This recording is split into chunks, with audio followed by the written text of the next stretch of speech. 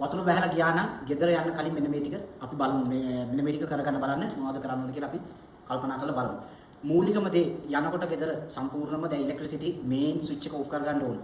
මේන් switch එක of කරලා තියෙන්නේ නැත්නම් මේන් ස්විච් එක කොහොම හරි ඔෆ් කරගන්න සේෆ්ටි එක. පොඩි ළමයිට එකපාරටම ගිය යතොට යන්න දෙන්නේ නැතුව ලොකු අය කවුරු හරි තමයි වැඩි හිටි කවුරු හරි තමයි ගිහලා බලන්න. මොකද ඒ යන පාරවල් වල වතුර යටට ගිහිල්ලා තියෙන පුළුවන්, වතුර වලවල් තියෙන පුළුවන්, බිත්ති අතරින් එහෙම නැත්නම් ෆවුන්ඩේෂන් එක යටින් වතුර බහලා තියෙන පුළුවන්. ඒ අසර යන්න පුළුවන්, හිර වෙන්න පුළුවන්. එහෙම ගිහිල්ලා මොනවා හරි ප්‍රශ්නයක් වුණොත්. මූලිකම දේ ගේ වටේට පොඩ්ඩක් පරීක්ෂා කරලා බලන්න ෆවුන්ඩේෂන් එක යටින් මොනවා හරි හිල්ල ඇදිලාද ඇතුළට ඒව වතුර ගහන් ගිහිල්ලාද. මොකද එහෙම වුණොත් එහෙම ගේ ඇතුළට ගියාට එතන පොඩි රිස්ක් එකක් තියෙනවා. ගේ කොයි වෙලේ හරි කඩාගෙන වැටෙන්න පුළුවන්කමක් තියෙනවා. ඒව ටික ඇනලයිස් කරන්න. ඒව ටික ඇනලයිස් කරලා ඉවරලා ඊට පස්සේ මූලිකම දේ දැන් ගේ හොද ගන්නනේ අවශ්‍ය.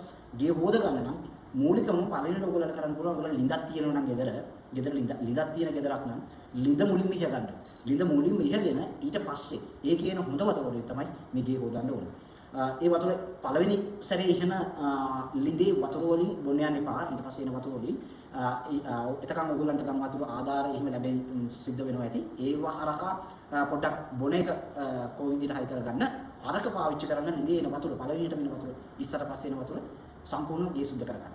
ඒතකොට හැම බිත්තියක්ම හොඳට පරීක්ෂා කරලා බලන්න ඕනේ. මොකද බිත්ති ඉරිතැලීම් සිද්ධ වෙලා තියෙන්න පුළුවන්. ඒ ඉරිතැලීම් වලින් බිත්තිය කඩාවැටෙන්න එන්න පුළුවන්. ඔයගොල්ලෝ ගෙට ඔක්කොම සුද්ධ කරලා සුද්ධ පවිත්‍ර කරලා ගියාට පස්සේ ඒ ගැන සැලකිලිමත් වෙන්න ඕනේ. ඒක බලන්න ඕනේ. ඒ සම්බන්ධයෙන් බලලා ඒක රිස්ක් එකක් තියෙනවා. ඒක හදාගන්න අවශ්‍යයි.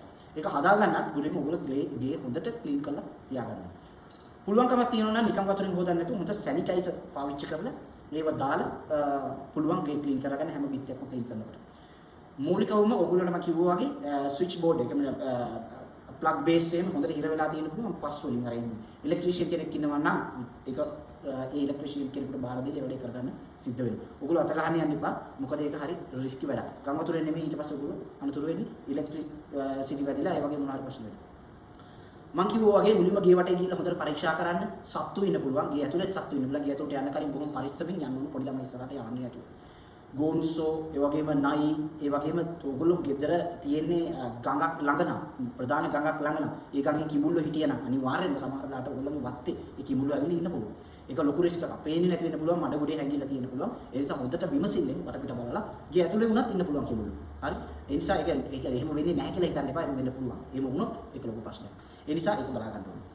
වහලටත් උඩින් වතුර ගිහිල්ලා තිබුණා නම් අනිවාර්යෙන් චෙක් කරගන්න ඕනේ මොනවා හරි ඒ වහල ඒ තිබිච්ච ඒරියා එකේ පොඩක් ඔයාලට shift වෙලාද එහෙම නැත්නම් කැඩිලා ගිහිල්ලා තියෙනවද මොකද ගිය ඇතුළට ගියාට පස්සේ නැවත හදිසියවත් ඔක කඩාගෙන යනොත් තමන්ගේ එකට තමයි කඩාගෙන යන්නේ. ඒ නිසා වටේ හොඳට පරීක්ෂා කරලා බලලා ඊට පස්සේ තමයි ඇතුළට ඇවිල්ලා පරීක්ෂා කරන්න ඕනේ.